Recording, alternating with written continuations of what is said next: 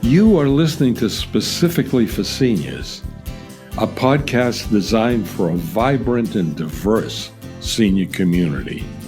I'm your host, Dr. Larry Barsh.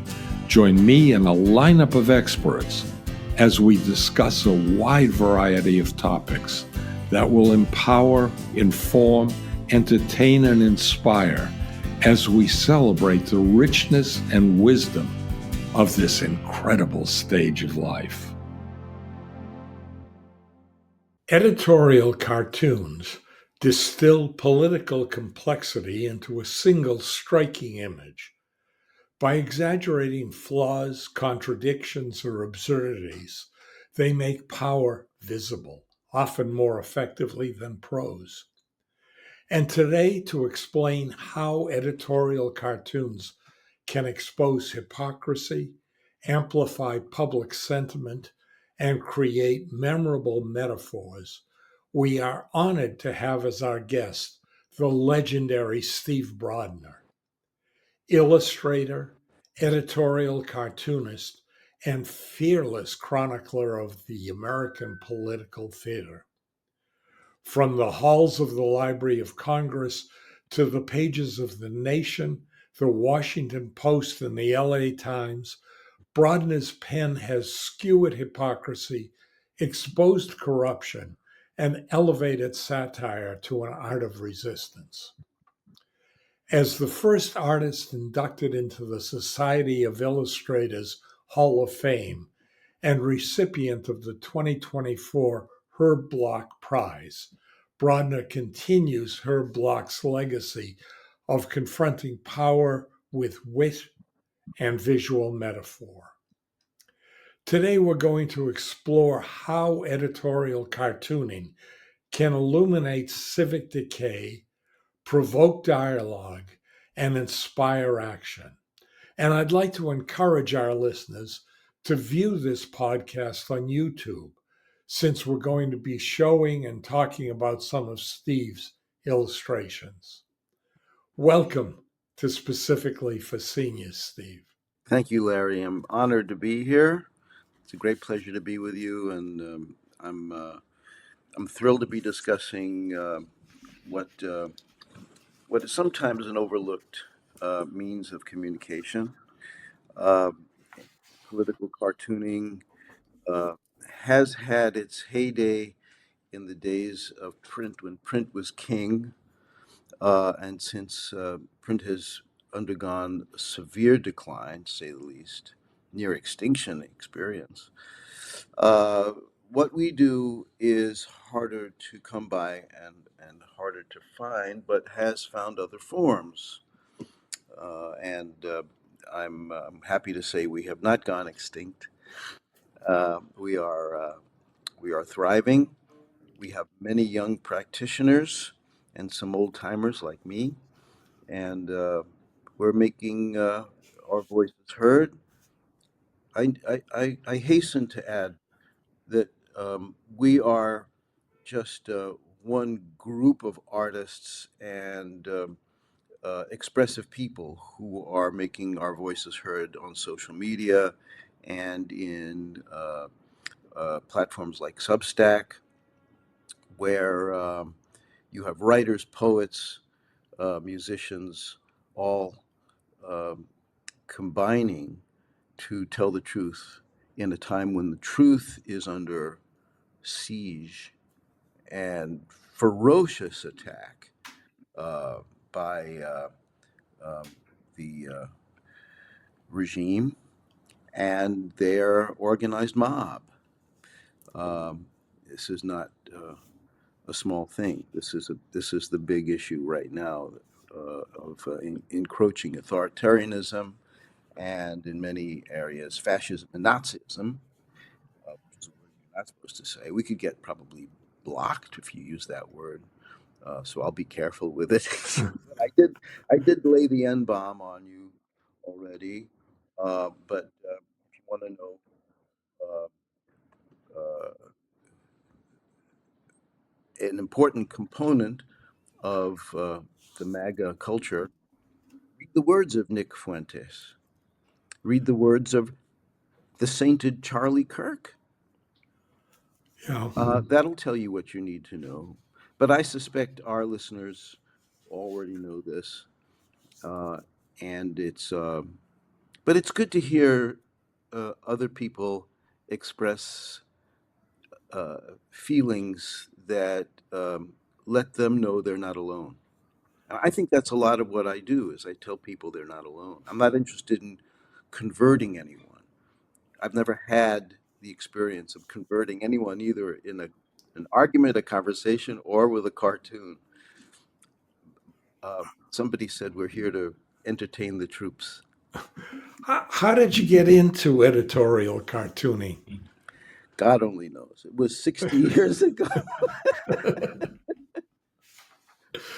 Seriously, I'm a child of the late 50s, early 60s, when there was an explosion of political activism, particularly after the death of JFK and the coming of the Vietnam War and the civil rights movement and all the other liberation movements in the country. And it was a great time of kind of explosive creativity.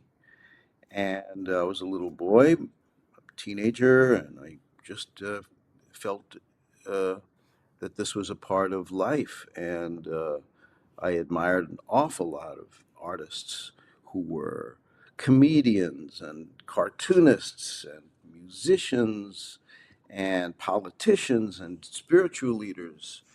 And they were, Martin Luther King was an artist.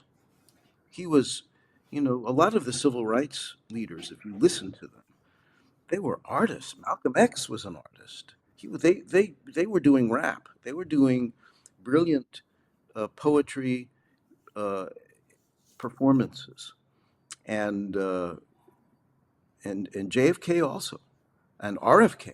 I admired RFK Senior. Seniors. Senior. Now we have to put the senior on to make sure we don't confuse people.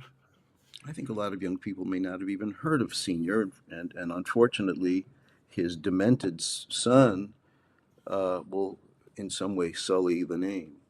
But we have to take care of that best we can. Getting back to that era, I mentioned you're the winner of the Herb Block Prize.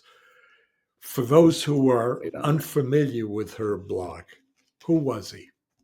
Herblock was a long time editorial cartoonist for the Washington Post, the editorial cartoonist for the Washington Post, uh, arguably the most important political cartoonist in the history of the United States. Thomas Nast was our founding father and very important in his time, but he had a very short career, relatively speaking. He helped destroy Boss Tweed in the 1870s, and by the 1880s, America had changed so much that there was no longer an appetite for his kind of ferocious work. However, Herblock began in the Washington Post, I believe, in the 1940s, and finished up, I don't know, I think in the 80s. No, I think in the early 2000s. I think he may have gone to, I don't know his end date, 99, something like that. Anyway, it's a very long career, and but his influence carried on all those decades, from Truman, I think, until Clinton, I believe, and or beyond, and always, a fighter for liberty, civil rights, freedom, the First Amendment, the, everything that's in the Constitution, all those radical ideas. And the preamble to the Constitution must make MAGA people explode to read that thing. No wonder we're hard at work to cancel it out. And Supreme Court and the vanguard of that. Anyway, he had a special period of time, like Nast, as Nast opposed Tweed. Herblock was one of the few voices opposing McCarthy and the Red Scares and the red baiting of the 1950s, and Nixon especially. And Nixon then, of course, tragically was elevated to the presidency, and her block was still there at the Washington Post, whamming away at, wailing away at Nixon, and Nixon uh, did not have an easy time with her block. And then finally, when Watergate hit, her block was one of the greatest. That was maybe his McCarthy times, and then Watergate were her block's golden moments. But he, like Bill Malden, who's a contemporary of his and also a great cartoonist and a better artist than Herblock was, um, strong on civil rights and human rights and uh, uh, anti-war. And so these are the people I grew up on. I don't know where you live, Larry. I'm from New York. And you sound like you might be a New Yorker, are you? Uh, I'm originally from Boston. I'm back in Boston. We did live in New York for, Okay. a dozen years or so in the city. So, So you could maybe uh, have some of it rubbed off on you. a Uh, lot of it. but when I was a boy, the New York Post was a liberal newspaper, and before Murdoch, BM before Murdoch, and Dorothy Schiff was the publisher of the New York Post at that time, and they ran her block every day. So I followed her block daily. Of course, I bought the New York Post when uh, I was pretty. I guess for a kid, I was pretty early a news junkie. But part of that was because I followed sports, and New York Post had a great sports section. I think it still probably does. I don't look at it too much, but I would then wind up reading all the columnists, mostly syndicated columnists in the Post, and then had a block every day. Great. What's always gotten to me in a political cartoon, as opposed to writing, where you have, a limited number of words, but enough to express yourself. How do you compress a statement into one frame? It's alchemy. It's absolute alchemy. There's no way to describe really how it works. Um, I teach illustration. So if I can't do it, I've been teaching illustration for 35 years. Uh, I tell my students that all art is a mashup, okay? It's always, King Kong meets Godzilla. Abbott and Costello meet Frankenstein. That's their best movie, I think. Anyway, One of the best, anyway. yes, I love that I movie. think The Mummy was a good meeting too. Yes, and it's. You think about all the movies. Most of the films that are made, or books that are made, written, are have a kind of fish out of water sequence or aspect to it, where a character is now confronted with something completely unexpected, and then has to find resources within him or herself to overcome. Um, a political cartoon is no different than other art. Uh, but it does have to be current in the moment, and it has to combine different things. So, for example, I did a cartoon a couple of days ago after Trump had this obscene Great Gatsby themed party uh, while cutting food benefits for children and poor people. And so I had this idea of them at the party looking out the window or having an open window, and it so happens thousands of starving children are gathered outside the window. And then I realized there's got to be a quote from Gatsby that I can throw on there. And then there is a wonderful quote about, it's a famous quote about they were careless people, Tom and Daisy. Uh, and it goes on. Fitzgerald ends and it just enough of a paragraph to fit at the bottom of my cartoon, and talking about, he ends with, they spent their life damaging other people and having other people clean up their mess for them. And then the word careless is moving in my head. And then I remember, so this is the mashup. This is where mashup happens. I'm mashing up hungry people and the party, and then Gatsby, and then an additional one happens where I'm remembering Melania wore a jacket that said, "I really don't care, do you?" Hold on a sec. I'm going to You show have it? that. There it is. Okay. Thank you. Wow. Johnny on the spot. Uh, I really don't care, do you? She had this jacket. So I thought, how great. Careless people, I really don't care. She said it. They gave you, in other words, this cartoon was drawn by the Trump family. I didn't have to do a thing except to make these connections, right? And then he answers her with a Nazi armband. I said it again. I'm sorry. We're both going to Uganda. Uh, Armband says, fuck no. Now, this is a three-way, four-way mashup. Um, and that's what the good cartoons are. They are mashups. Good movies are mashups. Uh, what would be another word for it? Combinations, cross references, jokes. You balance humor, anger, and clarity in one image. If you're good, if you're lucky, with a good wind, if if it all works, yes. Otherwise, doesn't work.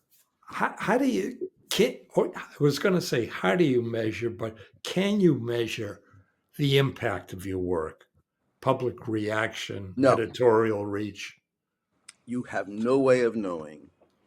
You have no way of knowing. Years later, somebody comes on and says, "Oh, that great cartoon you did," and I sent that to all my friends, and you inspired me. That's why I started to draw pictures. And you, it's quiet out there, you know.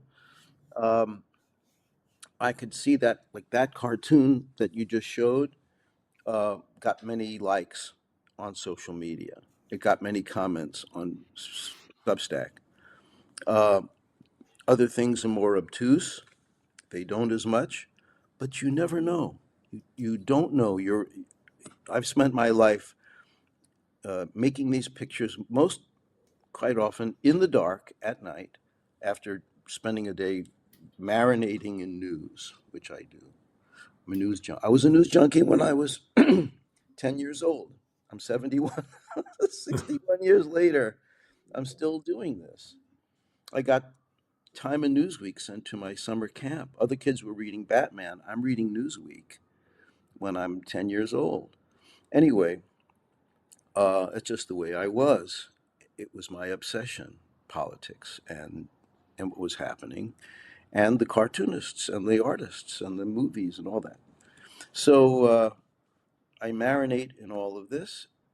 I draw in the dark at night. Uh, it's quiet. It's quiet all the next day too.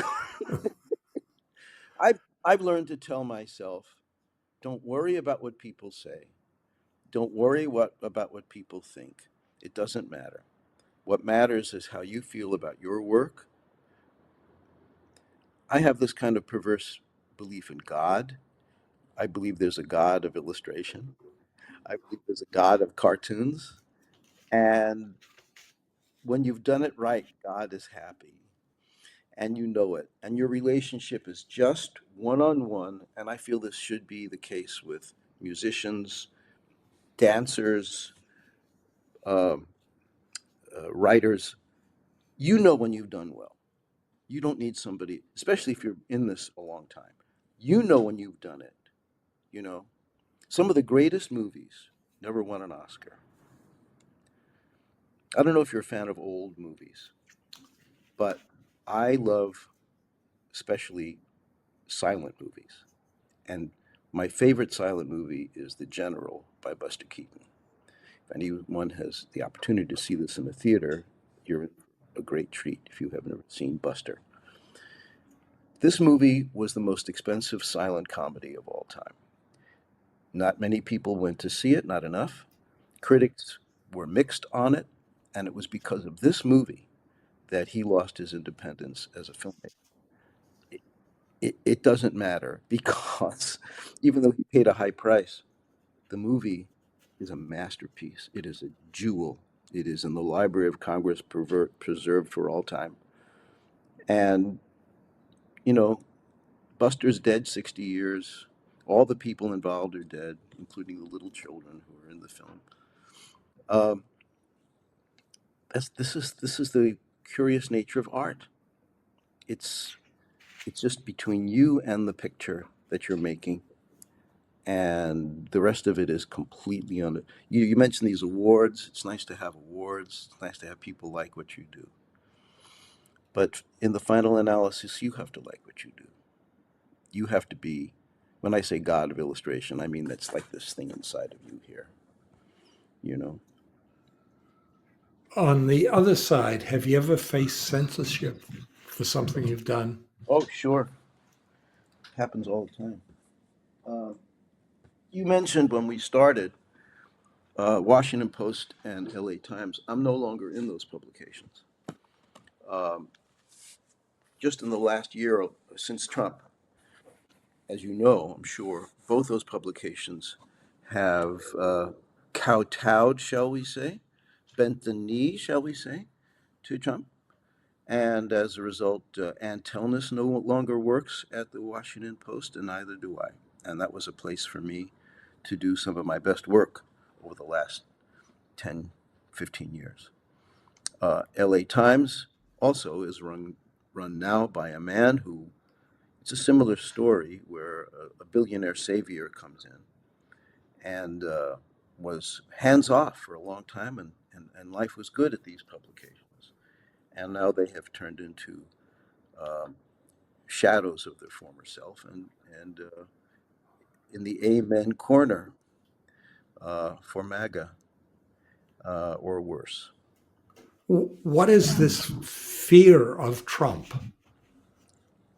Is it just verbal, or is it monetary threats? Or Yeah, it's monetary. It's all about money.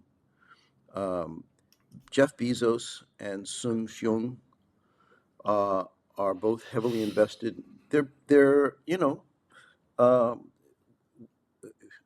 geopolitical oligarchs. They are interested in expanding their wealth and competing with each other to be the richest man in the world. And they are all investing in AI and chips and engulfing and devouring other media and getting bigger and bigger and stronger and wealthier. And their first mission is not journalism. These people are not journalists. They not like the Graham family was, or the Sulzbergers. They were oligarchs too, in a way, wealthy people. But Dorothy Schiff was not Dorothy Schiff, but Catherine Graham was ready to lose money during Watergate. Certain corporations were willing to lose money during uh, the McCarthy era. That play or in that film that just was on Broadway called Good Night and Good Luck tells the story of Edward R. Murrow, like Herblock was willing to challenge and oppose Murrow, even though William Paley, the owner of CBS, uh, kept pressuring him to stop because they were going to lose viewers. Finally, Murrow insisted and wound up helping to topple McCarthy. But also, we see at the end of that film how Paley takes Murrow off primetime, uh, and he paid a price. And then got out of journalism before he died, to work for the Kennedy administration, which is what journalists probably should not do. But you know, you have to be willing to pay a price to have your independent voice. So in my case, I am on Substack, which I very happily am until something terrible happens to Substack. And it's a trend. You know, Paul Krugman went to Substack. Jim Acosta went to Substack. So by going to Substack and subscribing to the people that you like and the people that you know for free, and then pay for the ones that you really like or want to support, you have a channel there where you can go to, one after the other. The Bulwark is wonderful, and Jennifer Rubin is wonderful, and Heather Cox Richardson, the queen of Substack, and Robert Hubble, and I could name people all day on Substack, and I hope somebody names me. We'll get back to Substack in a second, but Yeah. you're talking about journalists like Mike Lindell and Is he and the on crew Substack, of Mike Lindell? no, No, he. but the crew over at the Pentagon now. Oh, yeah, that's Uh, right. Is he a Pentagon reporter now, Mike oh, Lindell? he's a journalist. That's perfect. It gives Also, journalism, Loomer is now a yeah, Pentagon journalist. it's got quite a group over there. Oh, I got to draw this. Uh, Larry, see, mashup. Keep going. I, yeah, This is good for me. Yeah. even I'm on Substack. Uh, I'm trying. Substack I has. recommend Larry, everybody, Thank you. and I'm gonna. But what I can do on my Substack is link to you and recommend you that way. So Well, you better look first, but I think we agree politically anyway. Um, yeah, Substack gives you the freedom to say what you want, at least for now, yeah, yeah, uh, and use any language you want to use, right, right. uh, which I am proud to have been thrown off Facebook a couple of times. So it's I'm off TikTok permanently. They were vowing to not let me back on. So I'm gonna have to TikTok is another story. I'm gonna have to find another name. Maybe I'll use your name. Oh, please. I might as well get in trouble. I'm 89. When you get to my age, Woo. the threat of a life sentence doesn't carry the weight it once did. Except, Uh, Larry, I'm seeing so many obituaries now in the paper of people who are over 100. This one's 103. This one's 104. Just want to celebrate 101st birthday. It's like, um, you never know. You don't know. You look fantastic and you sound fantastic for 89, for any age, and I wouldn't have come close to guessing your age. oh, thank you. Um, let's get back to political Yes, cartooning. okay.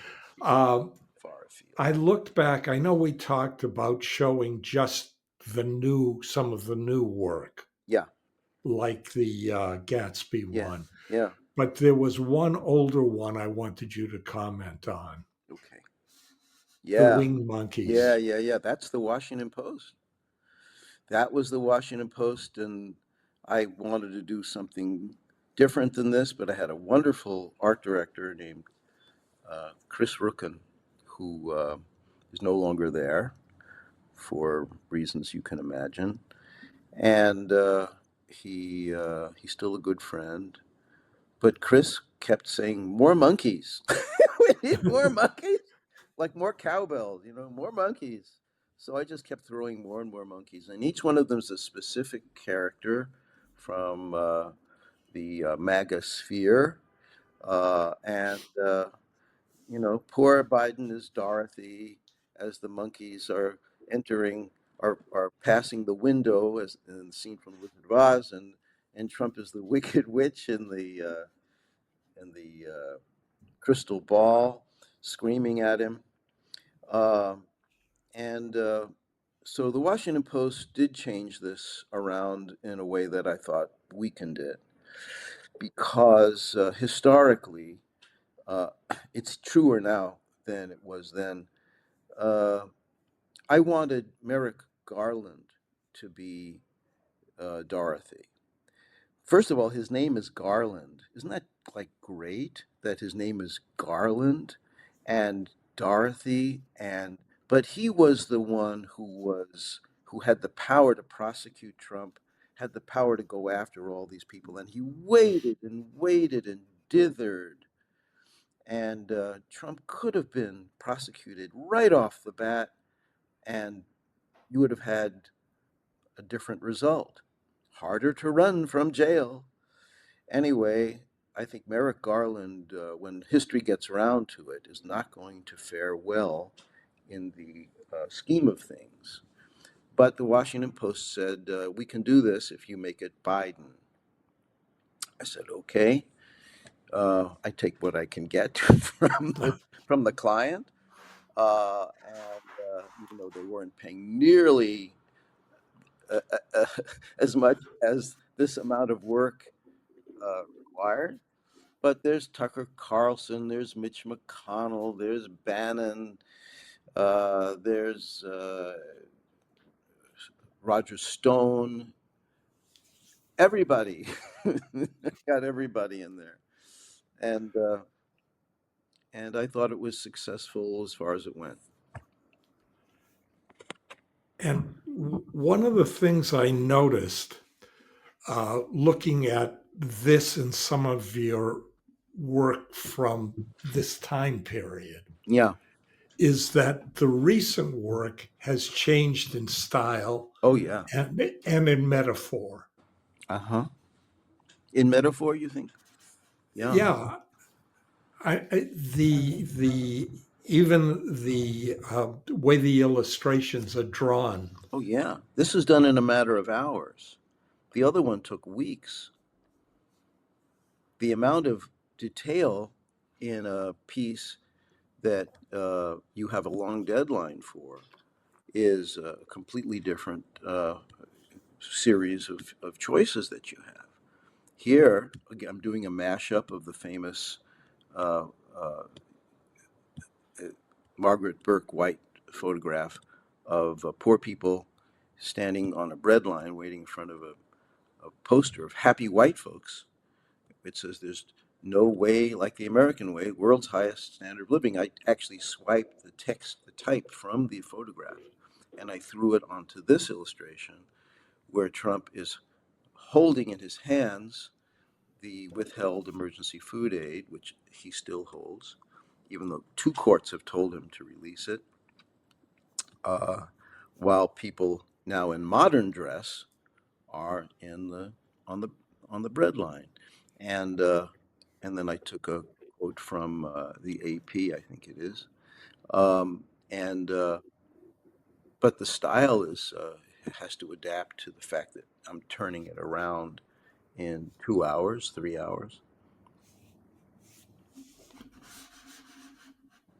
And let's take a look at this as another totally different Yeah, yeah. style.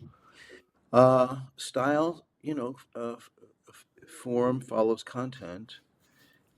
I found a pattern that had a million little dots on it, and I thought, well, 40 million will be thrown off of food stamps or SNAP. Um, let's take four faces of children and draw them with a crayon on top of a, uh, a dot pattern that represents 1 million dots, and the four of them will represent 40 million, just to try to touch the magnitude of this horrifying tragedy. The cruelty is just totally unbelievable. It's beyond even description. It's a hostage situation, really. I will kill you if you don't. I will kill you with food if you don't let me kill you with medical care. And Democrats, for the first time, are showing backbone and fight. And I think it made a difference on Tuesday. It certainly did. Let's take a look at something totally different. Yeah, I've been enjoying drawing with colored pencils. So I draw one line with red. I have them in the left hand. I take a green one out. I draw another line with the green one. I take the purple one. I draw another line with that. Uh, and these are people who will be devastated by the cuts to Obamacare. Uh, they're very creative. They just are so good at finding ways to hurt people. Uh, After Tuesday, Trump feels a really great idea is to cut uh, the air flights out of airports by 10% on Thanksgiving. Yeah. Really, really smart, pal. You do that. You go ahead and do that. Enjoy yourself. And his followers think these are great ideas, Great. even though it affects them. It's going to affect them. They're owning the libs. Good. Own the libs in Keokuk, Iowa, while you're trying to get to Des Moines. Okay? Enjoy yourself. And Democrats will win that Senate race in Iowa. Democrats are going to win in red. You know, a lot of the vote on Tuesday, I just read this morning, were Trump supporters who voted Democrat this time. So Yeah. the instead of realizing how he's messed up, he is doubling down on the cruelty. It's going to be, Larry, next year, it's going to be in 2026, one of the most devastating elections in history. And not just because of Trump, but because of us, because we have become activists. We across the country are knocking on the doors and writing the postcards. And don't forget postcards. You know, if you're senior, postcards are extremely effective. You don't have to walk anywhere. You can sit and just do 5 a day. We have 362 days, Larry, till the election. Uh, Do a card every day. Do 5 cards. 5 a day, you're quoting Tony the Democrat. Is that right? Yeah, he's coming on in a couple of What does weeks. he say? A card a day? He asks for just five 5 a day? Can over you three imagine? days. Can Now you? you get 3 days to send out or to write five postcards. That's going to have to be the thing everybody does. Get any kind of card, just a personal note. Use a couple of colors, you know, a blue and a black, and and just make it come from you and send it. Can you imagine the millions of people who will be writing these cards and how many there'll be? That's far more effective than any TV ad with Robert De Niro or somebody else. This is like, but everyone can see what's happening. We've got the wind at our back now. So when you write a card now after Tuesday, it's different. It's significantly different because this is a popular uprising, and like we haven't seen in this country really since Vietnam. Yeah. Getting back to your cartoons, uh, ice is another story. Well, these images fly by on Instagram for me too fast.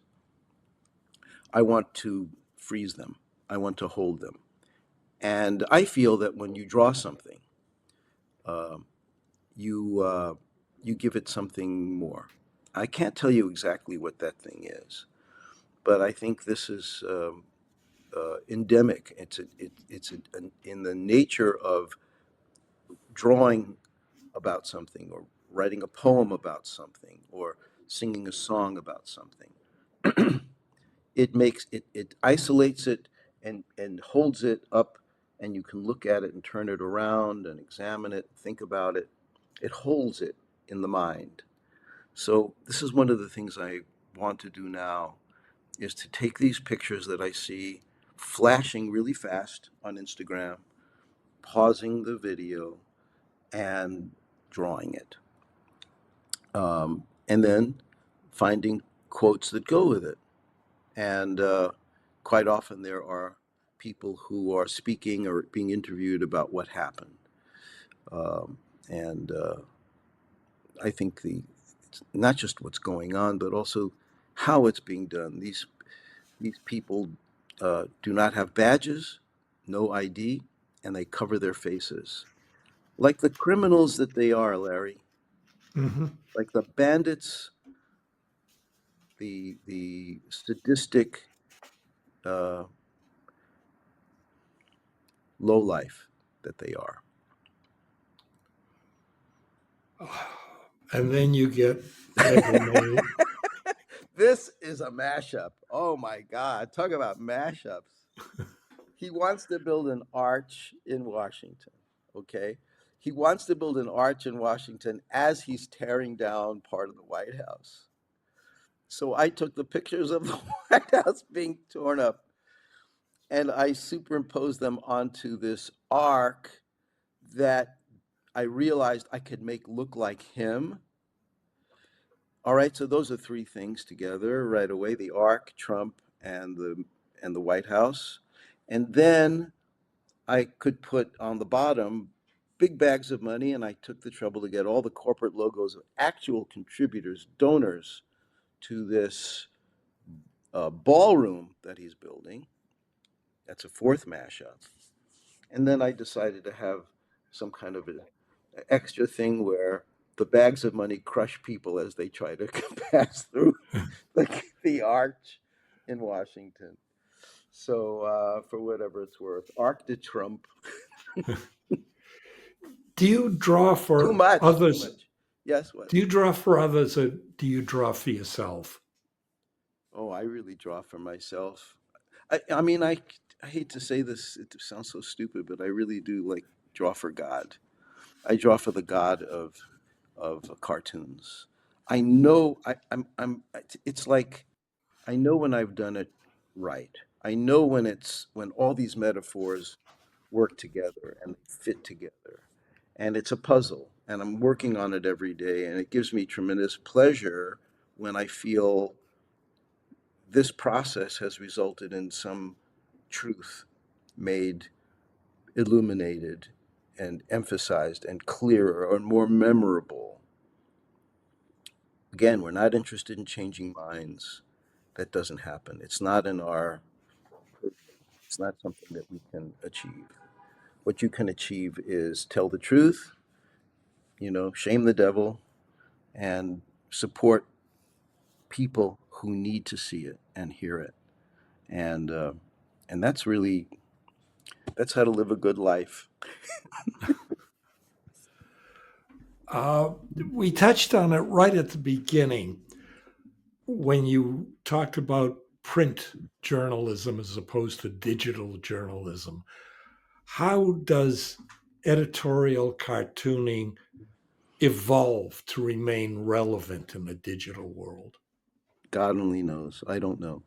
I think I what I tell what one of the things that keeps it in print. That's not answering your question, but it really, in order to be very effective, I tell my students to learn about graphic memoirs and graphic novels.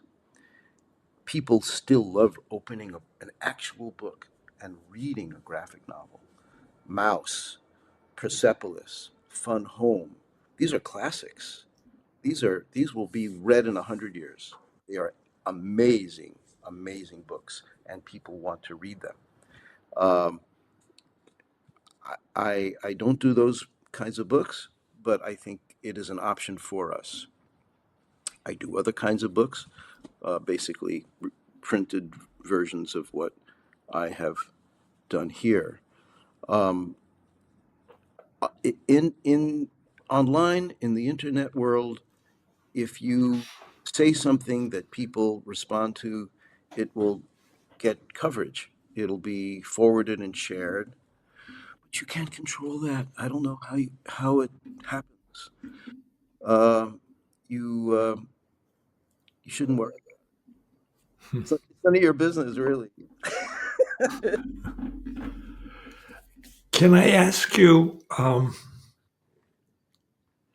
how can we view an editorial cartoon more intelligently? Read, read as much as you can. Um, that is now everybody's real mission. It used to be Walter Cronkite. It used to be that all you had to do was turn the TV on at 7 o'clock at night, half hour, you got the news. And when Walter Cronkite said Vietnam War is a terrible thing, we shouldn't do it, it changed the world because he had that kind of influence. Or when Edward R. Murrow said McCarthy is a bastard, watch out, that changed the world too. Uh, that doesn't exist anymore. CBS is now run by Barry Weiss. So that's gone. No more CBS. No more Washington Post. No more LA Times. New York Times is very sh- shall we say chary about saying things directly for different reasons. Uh, it's up to us to curate our own news. It's up to us to find out who's telling the truth and who's reliable. And it's a job to read good journalism, and it's out there. Uh, the Guardian is excellent. Democracy Now, Amy Goodman, excellent. Mother Jones, The Nation, The Atlantic, The New Yorker. These are really good places. Subscribe to them. You don't have to get them in print. You can get them on your phone on a little app. And as I said, all the Substack people. Um, there's a wonderful book that I recommend. It's not too political. It's called Dopamine Nation, and look that up, and you'll get the name of the author, which escapes me at the moment. Uh, and she describes what happens when you get a dopamine hit. That explains Fox News. It explains MSNBC. It explains why people prefer news that makes them feel better. It's our job to read all news, including the news that upsets us, because then you can be an informed citizen, and then you can not only understand political cartoons, you can understand all manner of informed coverage of important information. Uh, read widely, read constantly, and uh, and know that that's your job. Before before we close, I'd like you to mention your website and your Substack Okay. address. Well, the Substack is more important than anything else right now, and that's Steve Brodner, my name, Steve STEVBRODNER .substack.com. My website is stevebrodner.com, but there you'll see a lot of old things. And The Nation also, if you go to thenation.com and scroll down, you'll see how they collect my work every week. So I send all the things I do all week on Friday, tomorrow morning. I'll send the whole basket of things to the Nation, and they put it on their website, which I'm greatly honored to do because I've been a contributor to the Nation for over 25 years. And now they carry me, and they gave me a column, and and I feel very close to them, and I value them more than ever because I put them with all those other publications I mentioned. They've got great writers: John Nichols, Jeet Heer, Katrina Vanden Heuvel is our editor, and she's a great writer also. And I highly recommend The Nation, and I'm thrilled to be among them. So And your Substack post is called The Greater Quiet. the greater quiet, yeah. Why? because it started during COVID. I'm doing it now almost 6 years.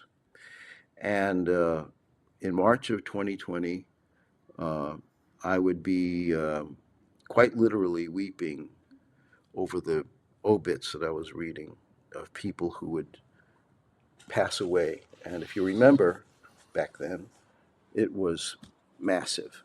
And I don't know where you were living in 2020, but I was right here. I'm on the Upper West Side of New York, and out there is Amsterdam Avenue, and I would hear the ambulances coming all night long, and the streets were empty. And it was me and my dog and my wife, and not necessarily in that order. And it was kind of scary. As older people, we didn't know when our time to get the COVID would be. There weren't vaccines then, um, and and we were losing anonymous people. And I just started to draw uh, this one and that one, and not on Substack, but just to put on social media. One thing led to another, and articles started to get written about these. And Washington Post ran a piece about it, and American Prospect wrote a piece about it. And somehow I got to Substack. I'm not sure exactly, but it didn't take long. And then, not very long after that, the nation started to carry these. So the greater quiet was the quiet of the dead. Uh, that those silent were speaking in a very loud way through pictures for me. So again, it's the same thing I described before about how a drawing can crystallize something, make it stronger, uh, make it stand out, and maybe make it more memorable. Anyway, I wanted these faces of these people, many of whom were innocent, you know, well, they were all innocent, but many of them were inadvertent people who like worked in a hospital. The first one was a young man in his 30s who worked in a New York hospital, who was a nurse who died early on uh, because there was no protection. Nobody knew what it was. And that all got collected in a book called Living and Dying in America, published at Fantagraphics a couple of years ago, which is still available. Um, and Yeah, that's why it's called The Greater Quiet. I like the name. I think it's still okay. That's where my podcast started. My wife and I were living in Florida at the time. Um, she was in memory care. Uh huh. Uh, and with no socialization possible, I basically had nobody to talk to. Wow. So I bought a microphone and a pair of headphones, which, yeah, I think they're mostly for decoration. Uh, and just started with talking to some of my friends. And it grew. Uh, Fantastic. what's Well, next? What's next for you? um, Friday. Friday, another cup of coffee, and the next cartoon, which I'm not, at this point, I have no idea about. After we hang up, I'm going to go back and check the headlines. And when I get an idea, I scribble it down. And then by tonight, sometime, I'll arrive at what I think Friday should be. And I have it done in the morning by 11 o'clock. That's my deadline at the Nation. I send everything over to them.